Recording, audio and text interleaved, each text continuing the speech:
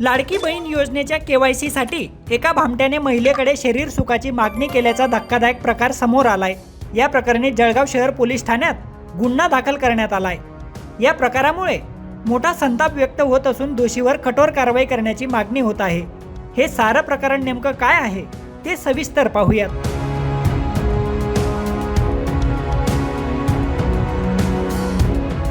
गोकुळ चव्हाण असं या प्रकरणातील संशयित आरोपीचं नाव आहे।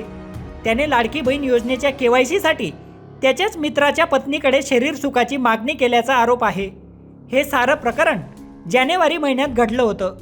गोकुळ चव्हाण याच्या मित्राच्या पत्नीला लाडकी बहीण योजनेचा लाभ मिळत होता, परंतु नोव्हेंबर आणि डिसेंबर 2025 मध्ये त्या महिलेला योजनेचे पैसे मिळाले नव्हते।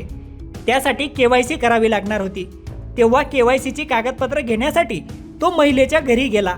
त्यावेळी त्याने मी तुमचे काम करून देतो असं सांगत महिलेकडे शरीर सुखाची मागणी केली होती। घडलेला प्रकार महिलेने तिच्या पतीला सांगितला होता, तेव्हा त्यांच्यात वादही झाला होता। एवढं होऊन देखील चव्हाण हा महिलेशी जवळीक साधण्याचा प्रयत्न करत होता। मग शेवटी तिने पोलिसात तक्रार दाखल केली। गोकुळ चव्हाण याने अशाच प्रकारे एका दुसऱ्या महिलेला तिची बंद झालेली विधवा पेन्शन चालू करून देण्याच्या बहाण्याने प्रेमसंबंध ठेवण्याची ही मागणी केली होती।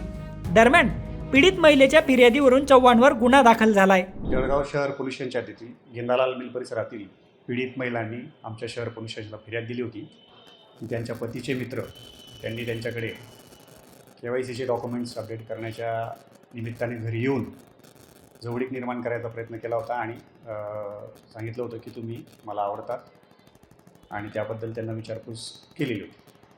अन्य महिलेलाही प्रेमसंबंध ठेवावा म्हणून असं एक त्याने केलेलं आहे की या प्रकारावरून गेंदालाल मिल परिसरातीलच एका महिलेला माहीत पडलं, पीडितेला, की या व्यक्तीच्या विरोधात तक्रार दाखल होत आहे।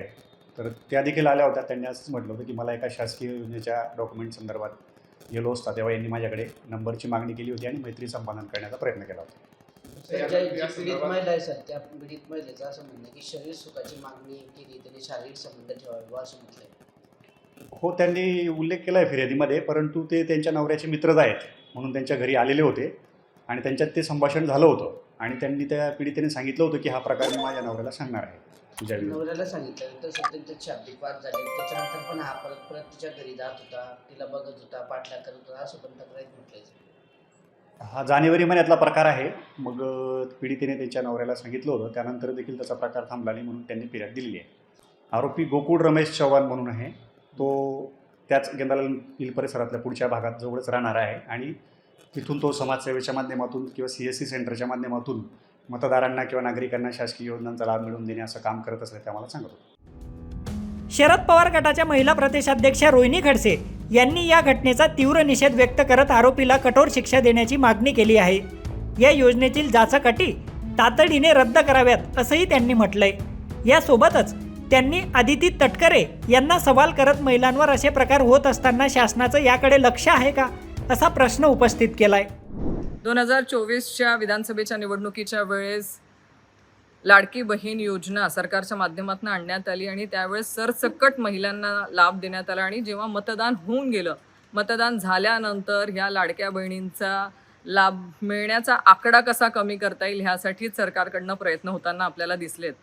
त्यांना वेगवेगळ्या जाचक अटींमध्ये या लाडक्या बहिणींना अडकवण्याचा प्रयत्न केला गेलेला आहे। KYC हे त्यातलंच एक जाचक अट ही महिलांना पात्रतेसाठी टाकण्यात आली आणि गेल्या अनेक दिवसांपासून आपण बघतोय की हे KYC करत असताना जवळजवळ 75 लाख महिलांना अपात्र सरकारच्या माध्यमातून करण्यात आलेलं आहे। हे KYC करत असताना त्यांना डॉक्युमेंटेशनच्या याच्यामध्ये त्यांना अपात्र करण्यात आलं आहे, ते कधी मोबाईल नंबरच्या याच्यामध्ये त्यांना अपात्र करण्यात आलेलं आहे।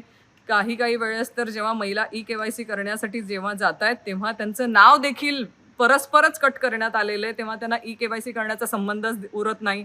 अशा KYC करण्याच्या ह्या अटीमध्ये ज्या महिलांना जो त्रास सहन करावा लागतोय, ह्या त्रासामध्ये अजून एक भर की काय, आमच्या जळगाव जिल्ह्यामध्ये जेव्हा महिला KYC करण्यासाठी गेल्या तेव्हा त्यांना शरीर सुखाची मागणी करण्यात आली।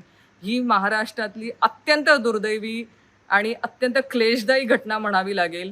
की जेव्हा KYC करण्यासाठी महिला गेली तेव्हा तिच्याकडे शरीर सुखाची मागणी करण्यात आली होती. मी महिला आणि बालकल्याण विकास मंत्र्यांना विनंती करते की तुम्ही ही जी जाचक अट महिलांना लादलेली आहे, कारण त्यांच्या लाभार्थीची संख्या कमी करण्यासाठी, पण हे करत असताना माझ्या महिलांची सुरक्षा देखील तेवढीच महत्त्वाची आहे.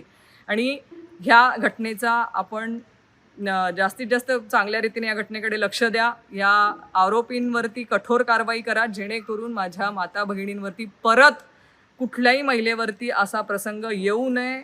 माझी आपल्या मुख्यमंत्री महोदयांना देखील विनंती आहे की असले प्रकार होऊ नये भविष्यामध्ये. ह्यासाठी कठोर कारवाई या आरोपींवरती व्हावी ही विनंती.